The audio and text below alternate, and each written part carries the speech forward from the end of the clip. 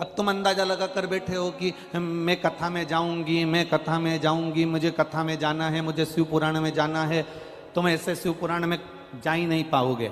तुम शंकर जी के मंदिर में जाकर एक लोटा जल चढ़ाना प्रारंभ कर दो। तुम शिव जी के मंदिर में जाकर एक लोटा जल समर्पित करना प्रारंभ कर दो। जिस दिन तुम जल समर्पित करना प्रारंभ कर दोगे, उस दिन बाबा से तुम्हारी पहचान हो जाएगी, तुम बाबा के और बाबा तुम्हारे हो जाएंगे। फिर तुम्हारे को हाथ पकड़कर कुबेरेश्वर धाम तक लेकर आ जाएंगे, शिव महापुराण तक लेकर आ जाएंगे। जब तुम्हारा चित्त परमात्मा में रमना प्रारंभ कर जाएगा, जब तुम्हारा चित्त भगवान में रमना प्रारंभ कर जाएगा, भगवान खुद तुम्हें खींच कर केदारनाथ तक, कुबेरेश्वर धाम तक, महाकाल तक, उज्जैनी अवंतिका तक, काशी विश्वनाथ तक मेरा बाबा तुम्हें खींच कर बुला लेगा।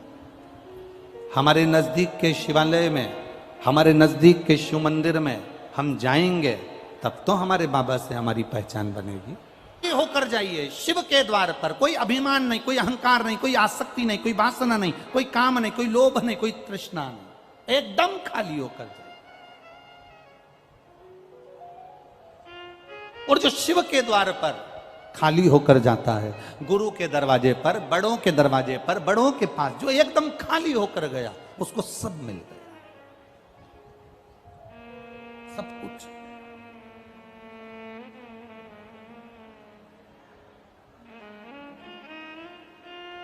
दूध की भगोनी, जिस भगोनी में, जिस पात्र में तुम्हें दूध वाले से दूध लेना है, अगर वो पहले से भरी होगी तो उसमें दूध ले सकते हो क्या? जिसमें तुम्हें खीर लेना है वो पहले से भरी होगी तो तुम नहीं ले सकते, उसमें भरा हुआ है, झलक जाएगी। गुरु के पास जाना, शिव महापुराण में जाना, तो एकदम खाली पात्र लेकर जाना कि मुझे जो मेरे गुरु जी देंगे, शिव महापुराण से जो मुझे मिलेगा, शंकर की कथा से जो मैं सुन कर आऊंगी, मैं अपने जीवन में उतारूंगी। अगर पात्र खाली होगा तो उतर जाएगा, और अगर पात्र खाली नहीं होगा, अहंकार भरा होगा, तो वो झलक जाएगा। जैसी स्तुति करना चाहे वैसी कर। राम जी दिल की स्तुति देखते हैं, बनाई हुई स्तुति राम जी नहीं देखते। राम बनाई हुई स्तुति नहीं देखते। मेरे भोलेनाथ तुम्हारी बनाई हुई स्तुति से प्रसन्न नहीं होते।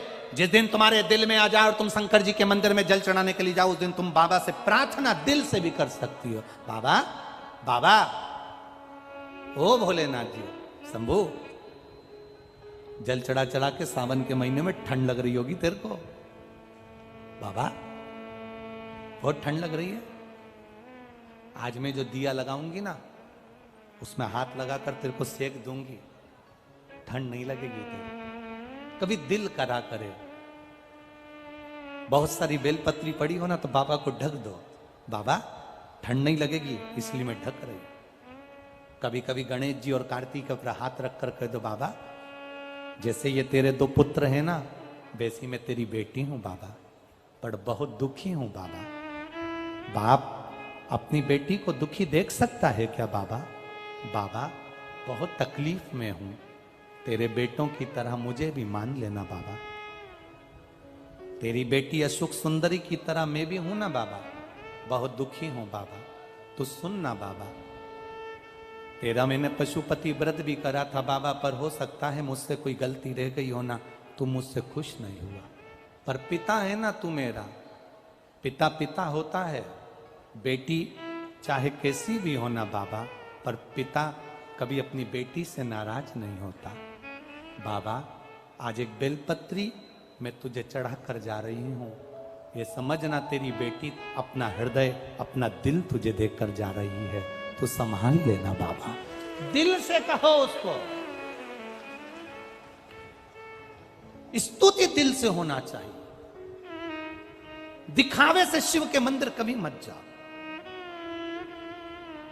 मेरे महाकाल कालाधिपति, मेरे महाकाल बाबा अपने बेटे को भूल गए क्या?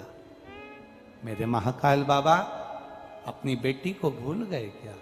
महाकाल बाबा, ये बेटा ये बेटी दोनों बाहें पसार कर तुझे बुला रहे हैं, एक बार गले से लगा लेना मेरे महाकाल। आएगा, लगा लेगा गले से मेरा महाकाल।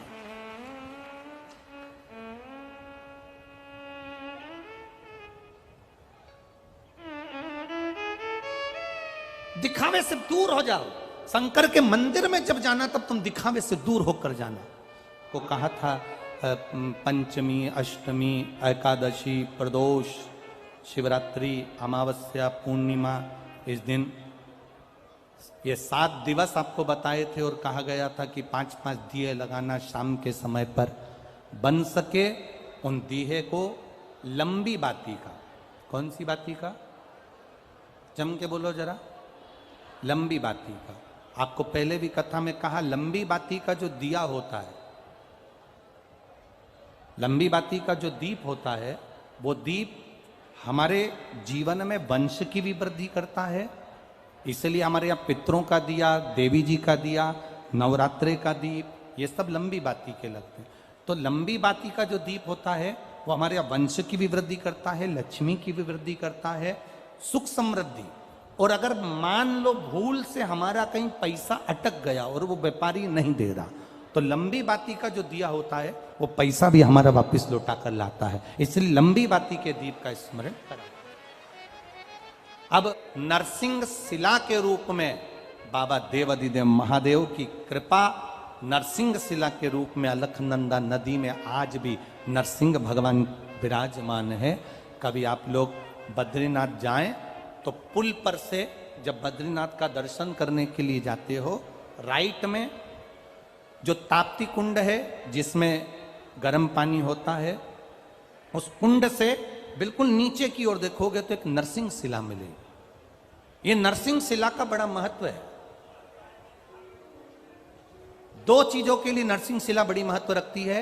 एक, अगर मान लो किसी को झटके आते हो, मिर्गी का दौरा लगता हो, बार बार बेहोश हो जाता हो, बार बार उसे झटके आ रहे हो, सारी दवाइयां कर ली हो, तो उसको पांडुकेश्वर का जल और उसी के स्वरूप में नपा हुआ एक मौली नाड़ा सिक्के में लपेट कर नरसिंह शिला की ओर डाल दिया जाता है।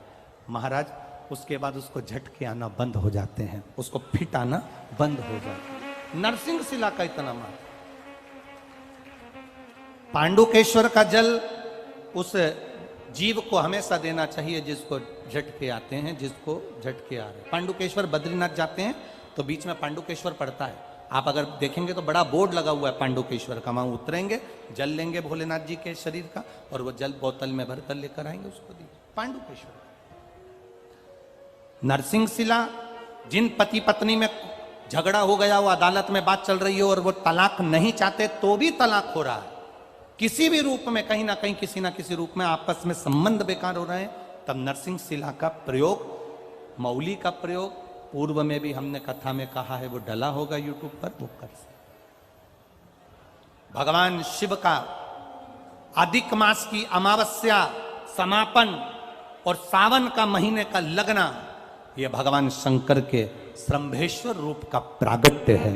बोल शंभेश्वर महादेव की जय। भगवान शिव का एक स्वरूप श्रंभेश्वर महादेव के रूप में प्रकट हो जाता है। भगवान देवाधिदेव महादेव का आनंद स्वरूप वहां पर रहता है। इसलिए आप सबसे निवेदन है, प्रयास करना, 33 मालपुओं का दान शंकर भगवान के सुंदर अधिक मास के महीने में अवश्य करें। जब अमावस्या, अधिक मास की पूरा महीना पूर्ण हो और अमावस्या आए, तब भगवान शिव की आराधना अवश्य करें।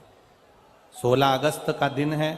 आप लोगों को हमारी तरफ से भी विनती है, बन सके तो सीहोर में बाबा की कावड़ है 10 किलोमीटर की,